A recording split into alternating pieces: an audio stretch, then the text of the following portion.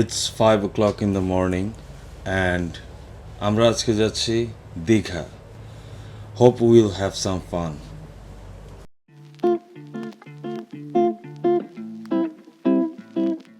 Hello everyone, this is Noman. কেমন আছেন সবাই? আশা করি সবাই ভালো আছেন।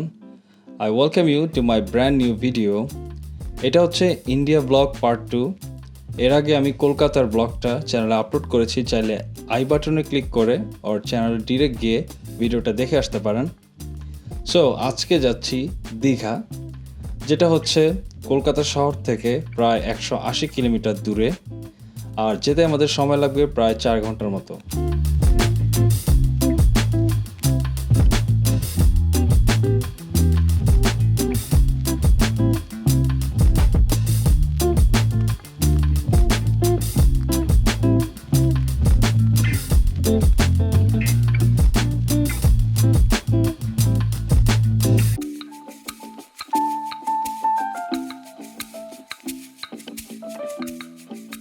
আমরা যেহেতু বেশ ভোরেই সকাল 5:30টার দিকে দীঘার উদ্দেশ্যে রওনা দিই, তাই আমাদের ব্রেকফাস্টটা করে বের হওয়ার কোনো সুযোগ ছিল না। তাই আমরা চলে এসেছি শেরে পাঞ্জাব। এটা বেসিক্যালি হচ্ছে আমরা যে হোটেলে কলকাতায় স্টে করছি ওই ম্যানেজার রেকমেন্ড করেছে। এটা হচ্ছে আমরা বাংলাদেশে যখন কক্সবাজার যাই তখন যেমন কুমিল্লাতে একটা ব্রেক দেই, এটা অনেকটা এরকমই। এখানে এটা সবাই মোটামুটি এই পয়েন্টটাতে ব্রেক দেয়, অ্যান্ড এই শেরে পাঞ্জাব রেস্টুরেন্টটা এখানকার সবচাইতে ফেমাস।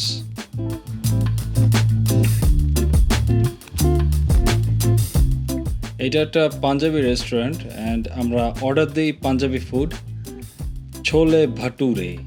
এটা খেতে মজাই, ট্যাঙ্গি, স্পাইসি, মজাই।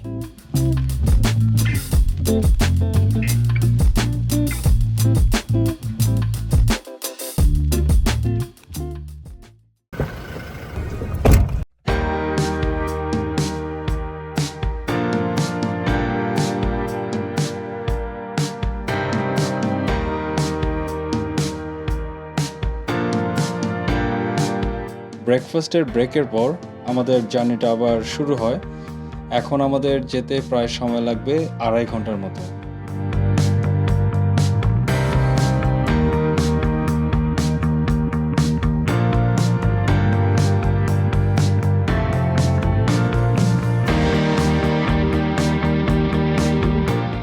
So here we are at Digha.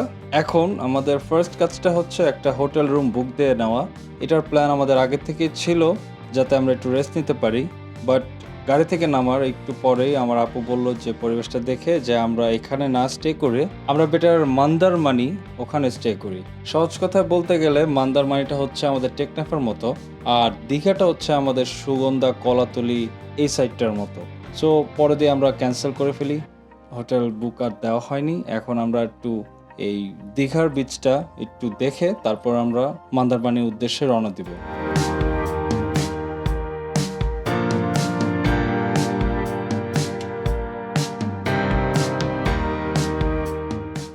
আমরা একটা মিস্টেক করে ফেলি এখানে সানডেতে এসে।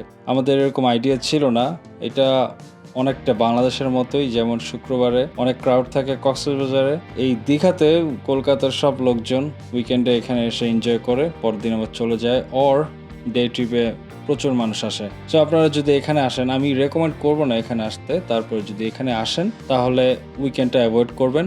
আশা করি তখন আপনাদের ভালো লাগতে পারে, but we are really disappointed. এই জায়গাটা নট অনলি ক্রাউডের কারণে, বাট নোংরা ছিল, তাই ভালো লাগে না।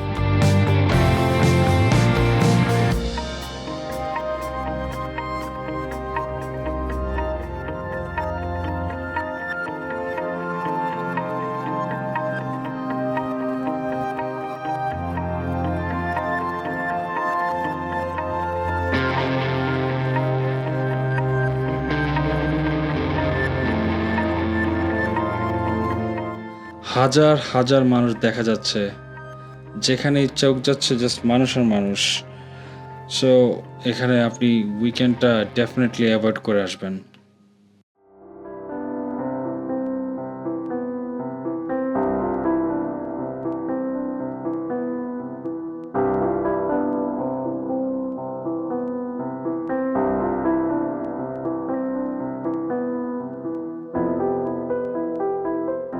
আসমারা, তোমার কেমন লাগতেছে?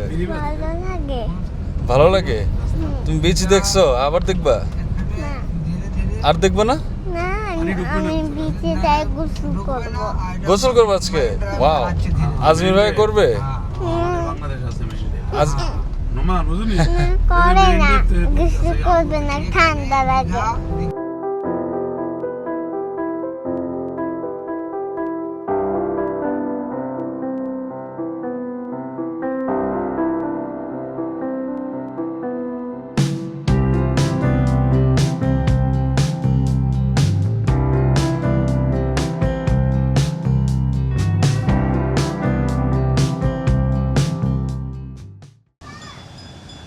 এটা হচ্ছে শঙ্করপুর বিচ।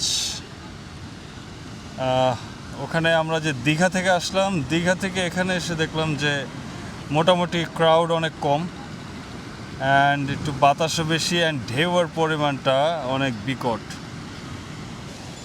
এখানে কিছু পার্কের ব্যবস্থা করা হয়েছে আর্টিফিশিয়ালি।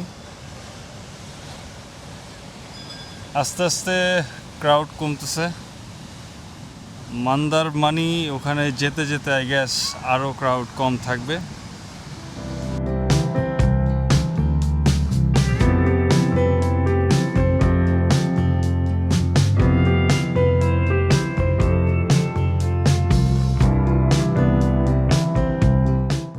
এন্টায়ার ট্রিপে আমার এই বিচটা সবচাইতে পছন্দ হয়েছিল, বিকজ এই বিচে মানুষ ছিল খুবই কম, অ্যান্ড ঢেউগুলো ছিল দেখার মতো ম্যাসিভ এক একটা ঢেউ।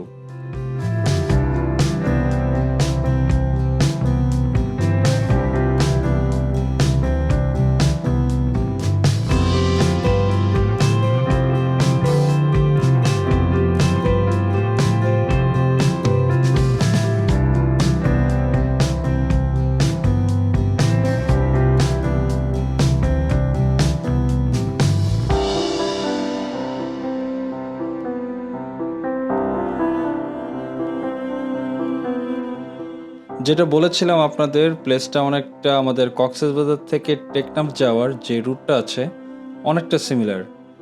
তাই পথে পথে যে কয়টা বিচ আমাদের পছন্দ হচ্ছে ওখানে আমরা নেমে কিছুক্ষণ টাইম স্পেন্ড করে মন্দারমানির দিকে যাচ্ছি।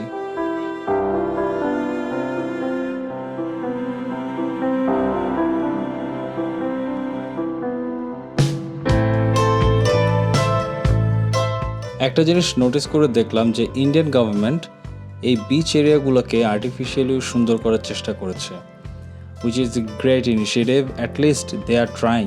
এইসব জিনিসগুলো কিন্তু দেখতে ভালোই লাগে।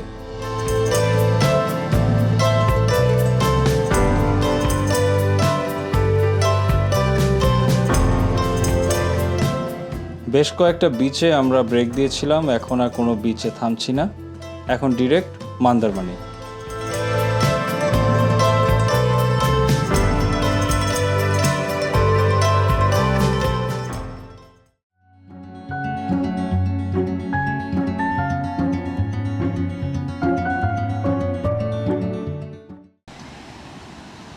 এটাই হচ্ছে মন্দারমানি, যেটা হচ্ছে বেসিক্যালি লাস্টের দিকে আই গ্যাস বঙ্গোপসাগরের, ইন্ডিয়ার এই পাশটা, এই কলকাতার ওয়েস্ট বেঙ্গলের এই সাইডটা দিয়ে।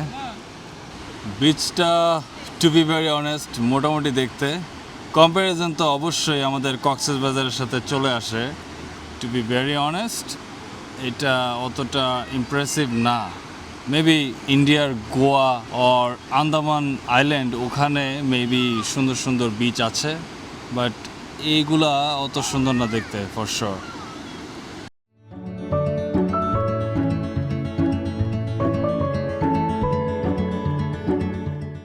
কলকাতায় বেসিক্যালি আমরা আসি ট্রিটমেন্ট পারপাসে 6 দিনের জন্য, অ্যান্ড 4 দিনে কাজ শেষ হয়ে যায়, হাতে ছিল 2 দিন।